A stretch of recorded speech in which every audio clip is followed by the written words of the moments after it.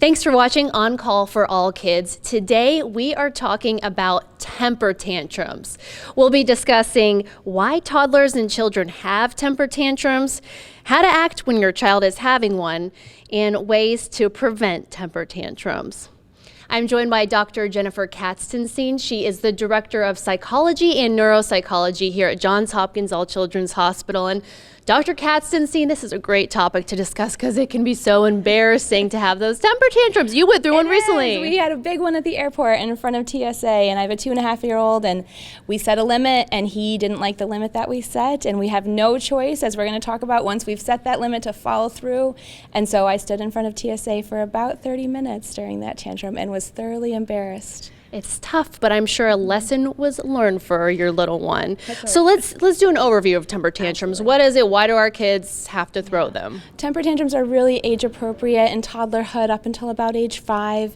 Kids in that age range have a harder time using their language skills to be able to describe what's happening, why they're frustrated, and their natural inclination developmentally is to react with some type of emotional outburst. It's really hard to control those big emotions at that age. So not only are they going through all these emotions, it can make us as parents very emotional too. I know you said it made you just feel like hot and sweaty and you're stressed out. How are we supposed to act as parents in those moments? So the biggest thing during temper tantrums is to keep in mind that our attention toward that behavior is the strongest tool that we have for behavior management. So when we pay attention to that tantrum, when we engage in the back and forth during that tantrum, and we give it any of our attention or energy, that's reinforcing it in some way and showing our child that they're going to get attention for that behavior.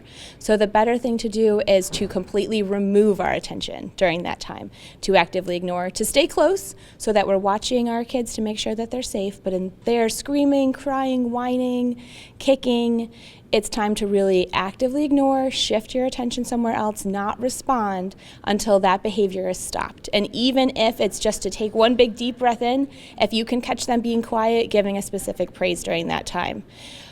Oh, you're back from, that. I really appreciate the way that you're sitting quietly, giving some specific praise during that time. Once they come out of the tantrum, definitely praising them. I'm so glad that you're quiet now. And if you're developmentally able, talking about what happened to prompt the tantrum and asking for an I'm sorry or providing a different coping skill for next time. But as parents, deep breaths, maintaining your attention away and not giving any attention to that behavior unless it becomes aggressive. And that's when we have to turn to a different strategy. What about if this does happen in a public place? For me, it's happened in the grocery store before. I have a big basket of groceries, everything I need, and they just decide I can't take it anymore. I'm going to throw a fit, and it's very embarrassing. What's your advice? It is very embarrassing, and I would recommend if you are going to actively ignore, you start actively ignoring. If it means leaving your groceries to the side and moving to a different place of the store, if it means leaving your basket at the front and going out to the car to have the tantrum so it's not so public, those are perfectly good options too. If you're going to ignore it, once you start, you can't stop. So you have to be ready for that, because if we do stop ignoring, we've only taught our child that this is how loud or disruptive they have to be to get our attention. So again, unless it's aggressive where they're hurting themselves or someone else or property, we're actively ignoring all the way to the end. Removing yourself from the store, leaving your groceries behind, staying in the grocery store, and ignoring the looks or people who might be watching, all perfectly good options. Being a parent is not for the faint of heart. It is very difficult. And it happens to all of us. I think that the reminder is that the temper tantrums are going to happen if they continue past age 5 or so and they're still pretty explosive or frustrating. That's maybe when we want to seek some additional assistance from our pediatrician or a psychologist. But if they're happening a couple times a week intermittently for 5 to 10 minutes, it's developmentally appropriate for the most part.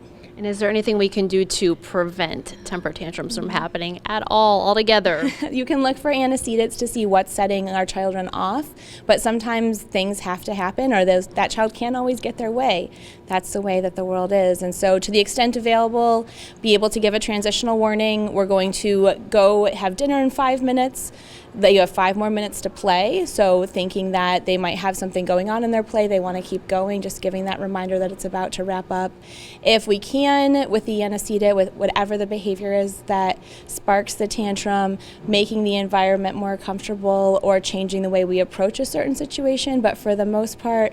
When it comes to saying no or putting on a boundary, if the tantrum is going to happen, we have to stay consistent with our behavior. And if they're maybe too frequent or they get violent, is the first stop our pediatrician to then perhaps maybe see someone on your team or a psychologist? If it gets really aggressive, that we're having head banging or the child is hurting themselves or someone else, definitely time to seek help. If it's some minor aggressive where there's a brief impulsive punch or some kicking of maybe a pet that walks by, time to move to a timeout. Okay. Good advice, Yeah. Dr. Kestenstein. Thank you so much. pleasure. We are here for you. If you have those little ones, we'll get through these temper tantrums. If you have a topic idea you would like us to cover, you can comment below right here on this video.